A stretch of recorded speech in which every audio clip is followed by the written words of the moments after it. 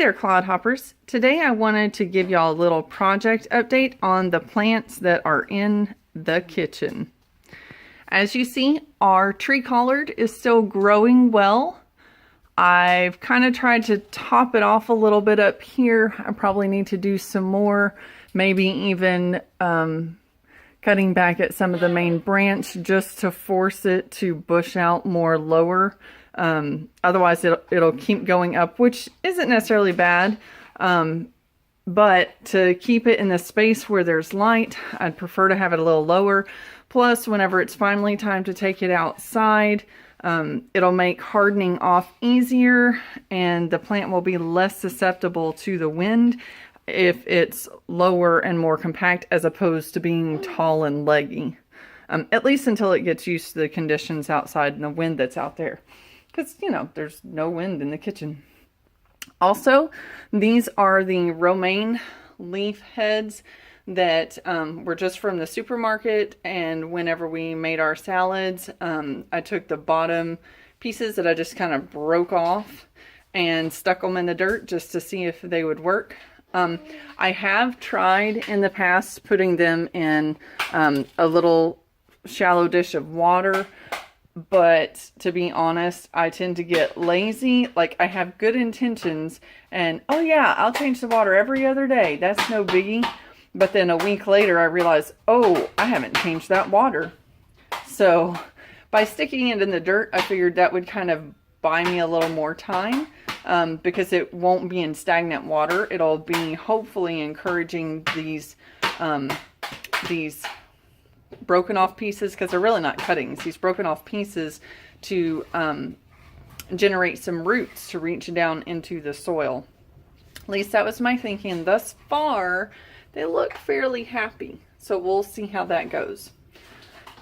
Also, I have to admit, I was negligent in the videoing of the Rose of Sharon. I know that we videoed whenever I was showing how I did my kind of regimen on keeping the cuttings in fresh water, and how I'd remove old leaves and remove any mold that may have grown on them as a result of being in the water. And I'll link that up here. But it had gotten to the point where I figured, okay, these are putting off roots and I need to put them in dirt or I might lose quite a few of them. So I didn't want to waste all that work that I'd done. So I went ahead and put them in some dirt. And I just, see, they're really crowded. I get that. But at the time I was just like, I just need to get them in some dirt. I can deal with the rest later. I can always separate them out later. But I just need to get them in some dirt. And as you can see, they've gotten pretty happy about it. They definitely have leafed out a lot more since then. And they're looking pretty good right now. As long as we don't have an outbreak of mealybugs, I think we'll be okay. Some of the succulents that I had on the windowsill definitely had a mealybug infestation. So we'll see if these get some mealybugs at some point. And basically mealybugs are just like little teeny tiny white caterpillar looking things, or scaly looking things, and they suck the sap out of the plant, which over time can kill a plant. But as long as they're in low numbers and your plant is growing fairly well, sometimes they're just more of a nuisance than an actual killing factor. But all right, and this is one of the butterfly bush cutting experiments. And I need to switch out the water because I haven't done that in a while. So let's do that real quick. I'm just dumping it out. I'm kind of surprised I don't see more mold on the stems of these because, like I said, it's been a while since I have switched the water out. And I have been telling myself, oh, you need to do that, you need to do that. And I'll be like, oh, tomorrow. So today is that tomorrow. Okay, and just like with the Rose of Sharon's, I'm just going to run the water over the leaves so that if there are any dead ones. It'll knock those off.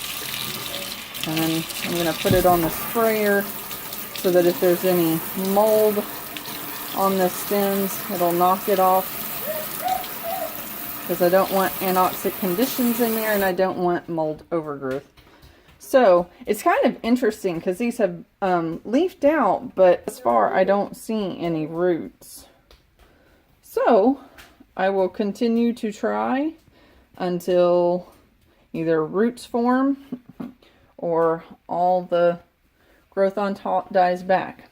I'm hoping it's kind of like in a dormant stage. Basically, it's interesting that there's still leaves on top, but it's like it's waiting for the energy to put out the roots. So maybe that'll happen as temperatures warm up, but who knows. All right, and then the last project I want to show you is basically a fail on my part. I still have not yet repotted this aloe vera. Got a lot of pups in there, and have the, of course, the big, huge one, the mother plant in there. Thankfully, right now they're supported, so they're not like dying. But I really need to get these repotted so that they can have the nutrients they need to grow appropriately. Plus, More I Gamble actually has some really cool videos on aloe vera. She uses aloe vera as a conditioner in her hair, just straight up from the leaf, and then after she shampoos, she just puts the aloe vera in her hair and lets it sit, and it moisturizes her hair. She also shows how to consume the aloe vera gel. You can eat it straight up, or you can mix it in like a smoothie. But if I can find those, or at least the one video, I'll try to link it as well. All right, clodhoppers, thanks for joining me. Y'all have a blessed day. I just noticed this little pollinator on the windowsill. Little butterfly or moth. I'm not exactly sure which it is. I think the antennae are supposed to give it away.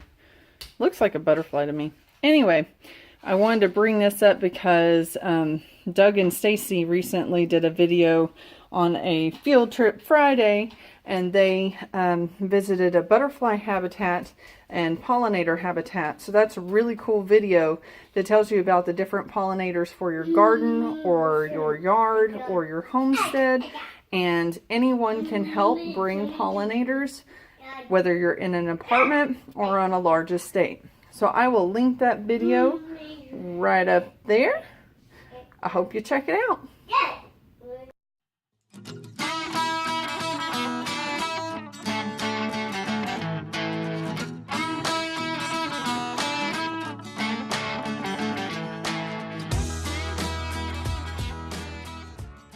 Hey clodhoppers, thanks for watching the video. Push the thumbs up to like the video. Also hit that subscribe button, also the bell, so that you can get notifications when our videos come out. Check us out on our social media pages too. We have Facebook and Pinterest, and soon we'll have Instagram. The links are below. Bye, y'all. Bye. Good job.